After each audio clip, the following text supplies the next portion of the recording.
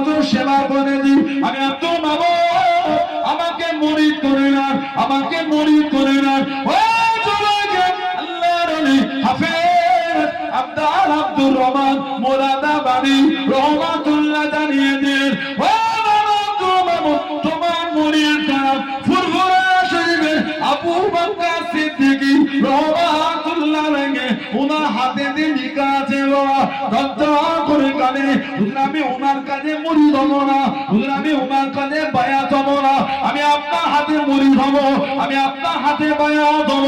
ও যুবক, আল্লাহর ওলি হাফেজ আব্দুল রহমান মুরাদাবাদী হুজুর আমার জানিয়ে দিন, ও